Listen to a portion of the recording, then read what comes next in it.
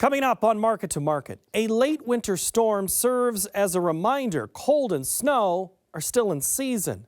Corn falls quickly following new prospects from the Ag Outlook Forum. High school students take a class that returns dividends to the community. And market analysis with Ted Seifried next. What's next doesn't happen by chance. It happens when researchers and farmers work together to solve tomorrow's agronomic challenges. We're committed to creating what's next, because at Pioneer, our name is our mission. Sukup Manufacturing, celebrating 60 years of innovation as a family-owned and operated manufacturer of grain storage, drying, and handling equipment out of Sheffield, Iowa. Learn more at sukup.com. Tomorrow. For over 100 years, we've worked to help our customers be ready for tomorrow. Trust in tomorrow. Information is available from a Grinnell Mutual agent today. This is the Friday, February 24th edition of Market to Market, the weekly journal of rural America. Hello, I'm Paul Yeager. The little bit more you earned last month went right past your pocket and into the till of various businesses. While personal income increased by 0.6%, so did the Personal Consumption Expenditures Index. The government's new preferred inflation gauge kept the same pace even at the core level. Existing home sales fell 0.7% last month. Tight supplies and higher interest rates continued to hold the 12-month trend on a downward slope. The annual sales rate has plunged by 37%, but officials with the National Association of Realtors believe the trend may be nearing the end. It's that time of year when hints of spring are confounded by winter's resolve to hold on for just a few more weeks. The current weather system, which has spent the last few days pounding most of the west and central parts of the country, has killed one person and is headed east with no clear signs of stopping. Peter Tubbs has more. A winter storm barreled its way across the country this week, stranding motorists and canceling flights. Portland, Oregon saw its second snowiest day on record. The snowfall sent cars spinning and resulted in hours-long traffic jams. Higher elevations saw a foot of snow fall from the system. States in the upper Midwest largely shut down as the storm moved through. Over 400 miles of interstate highway were closed in North and South Dakota due to snowfall and high winds. Businesses and government offices in Minneapolis-St. Paul closed in anticipation of the storm, which dumped up to 20 inches across the metro. A large swath of Minnesota, Wisconsin, and Michigan received 9 inches of snow, with isolated areas approaching 2 feet of accumulation. Air temperatures across the upper plains dropped to 20 degrees below zero and were accompanied by wind gusts of up to 50 miles per hour. The Sioux Falls Airport closed to all flights as a result of the storm, and airports in Denver and Minneapolis reported delays and cancellations. The storm system left hundreds of thousands of households across multiple states without power, with over 800,000 homes in Michigan in the dark. From Market to Market, I'm Peter Tubbs. Rural main streets have seen more empty storefronts than full ones over the past few decades.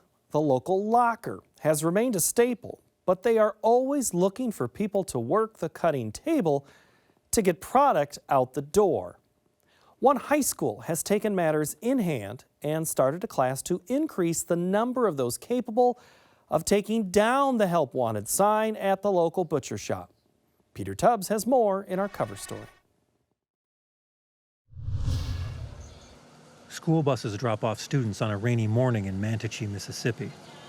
The district of 1,000 students in the northeast corner of the state has the usual classroom offerings for students, but excels in agricultural trades instruction. 14 students in the Meats 2 class are working on breaking down deer carcasses that area hunters have delivered for processing. As some work on whole carcasses, separating the large cuts, others do trim work or run venison through a grinder. Students that is working together, right now those students have 3 or 4 deer out at one time. You have to have communication to keep all of that straight so that whatever deer came out of the cooler stays with that same person's name as it goes through to be processed and finished. Whether a student is doing the knife work or holding the carcass for others, they are applying what they have learned in the classroom to the cutting table. I guess the easiest thing to pick up is just making sure that everything is clean, and part of that is because we do go over that so much. The hardest thing that I would say for them to pick up is our students that's on our breakdown table. There is 4 different muscles within a hindquarter of that animal. A lot of the times it takes several days for students to understand how to actually cut those out without cutting parts of another piece off with one. You know, they may cut out 1.5 pieces and only half of the others. Students in the meats class find the nuance of separating the different cuts challenging but rewarding. Really getting down the cuts, really cutting right, and really, because you got to separate the muscles in the meat, so really just doing that and making sure you get everything right, get everything clean, and just cutting. Conversations about school with students from other districts illuminate how unusual the meat program is at Manatee. Yeah, the conversation with them, it's like, man, this is crazy. I would do something in the classroom. It's definitely something different that nobody else really gets to experience. I enjoy it very well. The agricultural curriculum at Manatee also includes courses on forestry and general agriculture.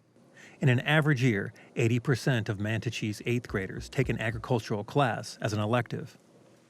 The agriculture program at Manatee has a long legacy in the community. Many of the students in this class have parents who took the class themselves. Instructor Matt Spradling grew up in Manatee and took the classes he now teaches. My family's been Manatee for several generations. Manatee's home to me, always has been and will be. And it's nice getting to come home to your school that you put something into as a student, and now then getting to keep putting into it as a teacher. The strength of the agricultural instruction carries over to the success of the FFA program. Manatee FFA often competes in regional and national meat competitions. As the only meats lab in Mississippi public schools, it joins the several dozen meats programs that are part of the national FFA. Both the startup costs of building a certified meat processing room and the scarcity of meat cutting instructors limits the number of meat programs across the country. Hopefully, you know, some of these students will go into the career of a butcher or something one day. I even have a couple of students right now that is helping out at a local, you know, meat shop in town, and even got some that them as well as some of their family have their own deer processing facility at their house that they're using what they're learning here to go and make money somewhere else. Students rotate positions from day to day, but each has a part of the butchering process they prefer. The table I'm on right now, which is like the grinding table, the pre-grinding table, which is where we take what's came from the breakdown table. So most of the time it's gonna be like the front shoulders, the ribs and all that. And we cut it all off, take off all the meat, and just, it's gonna sound really disgusting, but you cut off like all the blood clots and all that and cut it off the bone and get it ready to go into the grinder. So that's probably my favorite part. Students in this class will process up to 500 deer between November and March, along with some beef and pork carcasses. Once trained, one student is able to break down one deer carcass each hour. Tracking each cut through the process is paramount. If I bring in a deer, I get my exact deer back, kind of deal. And that teaches communication, teamwork, work ethic. And these students, the more they do it, the better they get at it. Sometimes when something happens, you know, they may have cut something wrong off of one deer because they didn't read the tag correctly. Some students don't like cutting. They got to roll, they can work on the grinder, or they can do the tenderizer, vacuum sealer, ride on the bags to let people know what cut they're getting in that bag. So there's a job for everybody. Even though you're not physically cutting the meat, there's still a job for you somewhere in that meat facility. Even though the number of those who pursue meat sciences as a career is small, Spradling agrees learning a hands-on skill can leave students with the courage to try new things and enter the job market with the confidence to learn new skills. People just ask pretty much about what we do, and then they're pretty amazed at how much stuff that we have that a lot of places don't, kind of deal. For Market to Market, I'm Peter Tubbs. Next, the Market to Market report.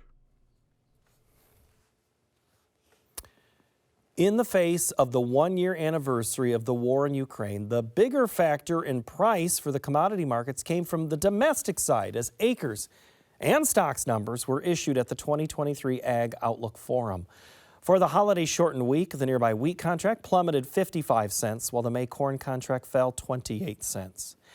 The outlook released at the forum was neutral for soybeans, even with higher projected supplies, crush, exports, and ending stocks.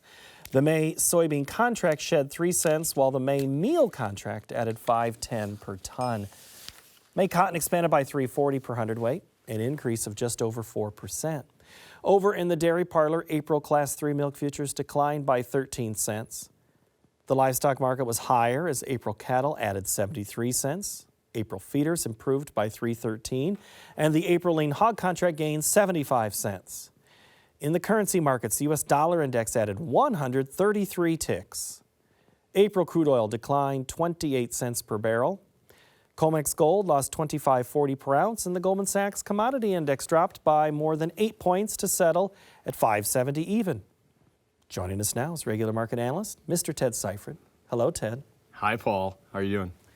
Well, I'm doing fine, but I'm not trying to sit on any wheat right now. Good Tough point. week. We were up 80 cents over 2 months. Yep. And now dramatically lower. So I always get asked this, do I sell now to avoid pain later? Yeah. It was a tough week for wheat, right? For a couple of reasons. One, you have China asking Russia to cease and desist, right? And so there are some thoughts out there that maybe this thing might come to a conclusion sooner than later, which means that maybe there's a bit more premium in the wheat market than what needs to be. And wheat has really been in a very dramatic downtrend for the past 6 months. You also had a sharply higher dollar there on Friday. That doesn't help things. And from a technical perspective, you had a lot of people, a lot of analysts, a lot of chartists saying, hey, look, we might have a really nice inverse head and shoulders formation on the wheat chart, creating a long-term bottom that started in the beginning of December. Well, Friday we took that second shoulder out. And not only that, we took the head out. We made a new contract low for Chicago wheat. So now you have a much different looking chart than what you did this time last week, or even Wednesday for that matter. So yes, there is cause for concern in wheat. There is cause for concern from a technical standpoint. There is cause for concern from a fundamental global standpoint. There is continued talk of recession, depression, things like that. And our exports just never really came to fruition from when we were talking about, oh, wow, Russia, Ukraine aren't going to be able to export, and we're going to see this big influx of U.S. exports, and it just never happened. I guess I'm going to go back to my original question, though. Right. Do you sell to avoid this thing going lower? Because all of a sudden, if you do that, do you create another problem on a technical side where you see a whole bunch of sales and the market goes even lower? Yeah, Paul, I don't know if your sales are going to make the market go lower. I think there's a lot of bigger and I get that. Bigger fish in play right now. But yeah, I got to say, it really didn't have a warm and fuzzy feeling at the end of the week for wheat. I think there's got to be a bit of fear there. And that fear may really start to snowball a bit because there was a whole lot of hope, and that hope has been dashed. And whenever that happens, then producers come in and sell. That can snowball on top of itself. Yeah, I think sooner the better, right? So what do I do? Look, I'm always a big fan of the synthetic put scenario. When you've got a market that's been in a downtrend coming from elevated prices, you can sell cash and then you can own calls fairly cheaply because, again, you've got a market that's been in a bear trend, so the call options aren't all that expensive. That creates a floor, right? I mean, you made your cash sale. You don't have to worry about the downside anymore. But you can re-own that, not paying a whole lot by owning the call options. But either way, I think it is time to take some fairly aggressive protection. At the end of last week, middle of this week, you kind of said, all right, I'm going to wait and see what happens. Maybe this is a bottom. Maybe we're going to see a bigger rebound than what we've seen over the past 6 months. You got an answer to that later in the week. You waited and you saw, and now we see, and now you have to take action on the other side. It's not the preferred action, granted, but it's an action nonetheless.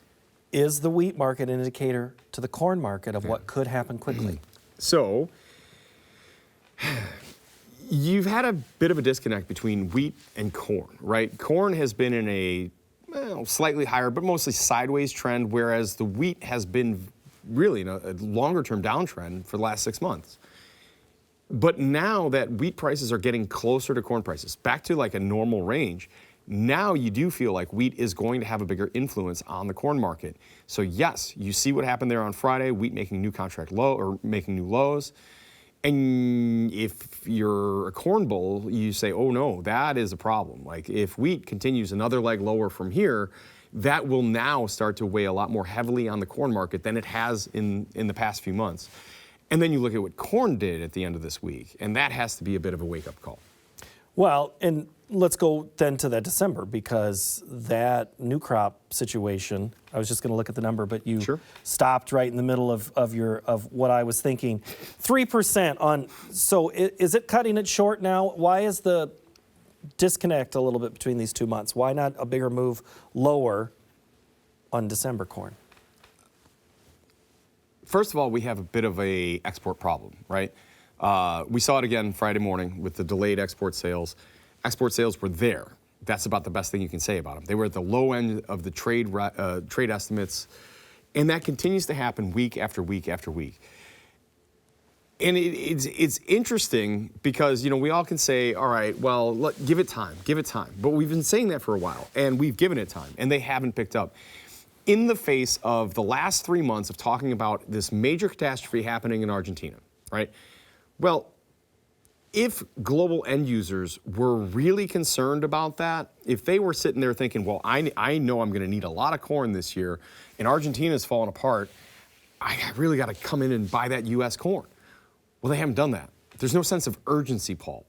So what does that mean? Does that mean that they just don't believe what's happening in Argentina is real? I don't think so. I think that the demand is just not out there. And why would that demand go away? Well, high prices are the cure for high prices, right?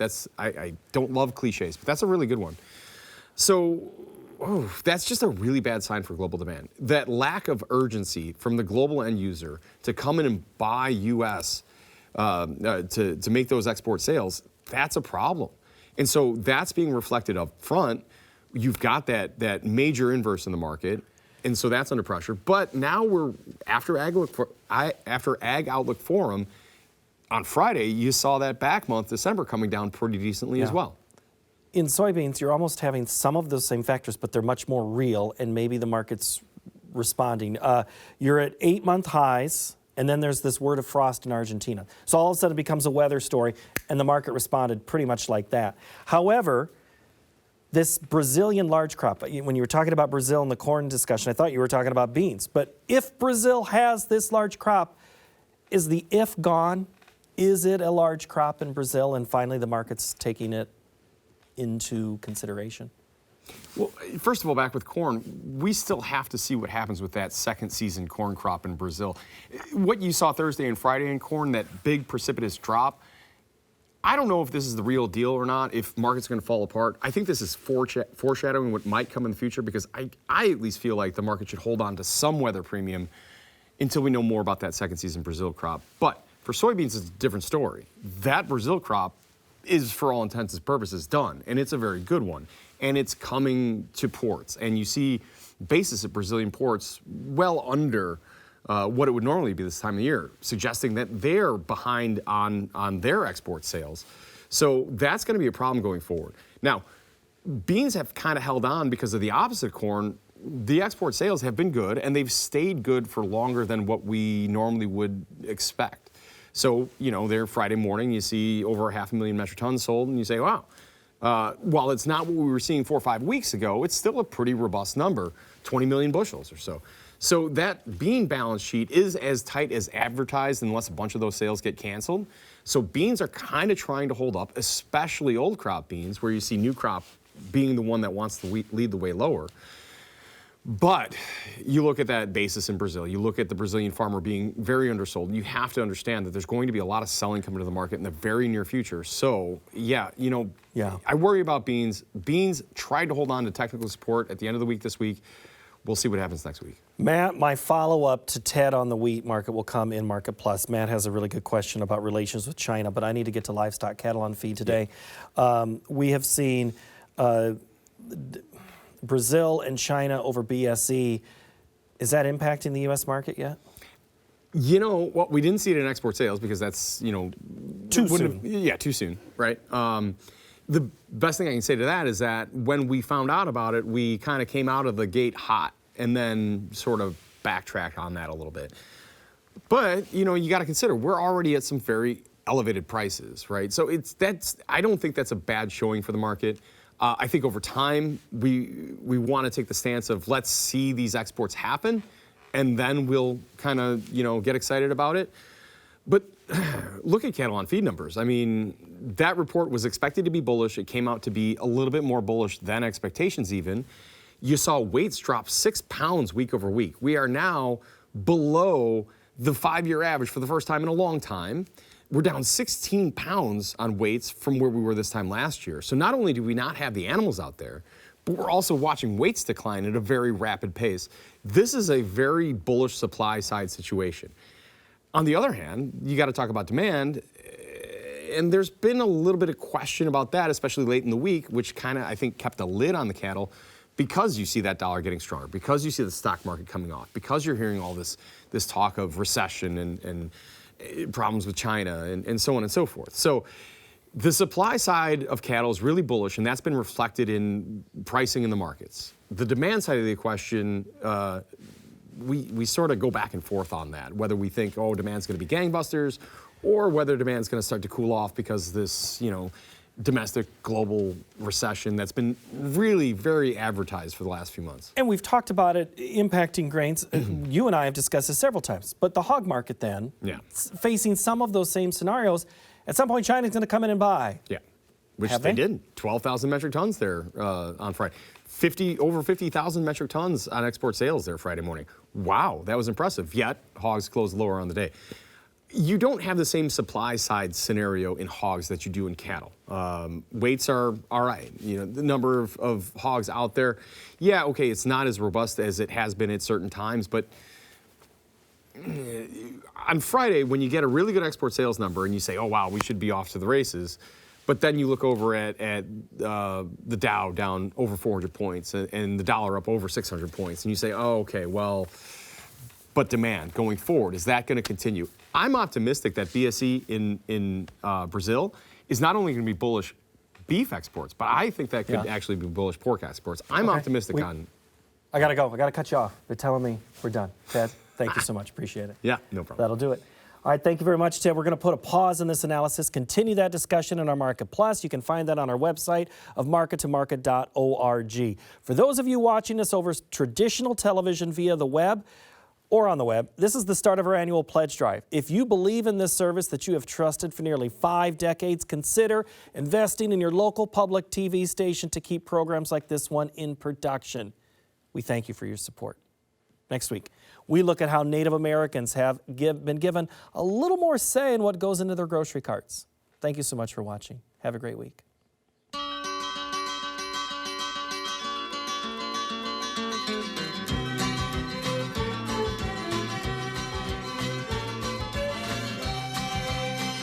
Market to Market is a production of Iowa PBS, which is solely responsible for its content. What's next doesn't happen by chance. It happens when researchers and farmers work together to solve tomorrow's agronomic challenges. We're committed to creating what's next, because at Pioneer, our name is our mission.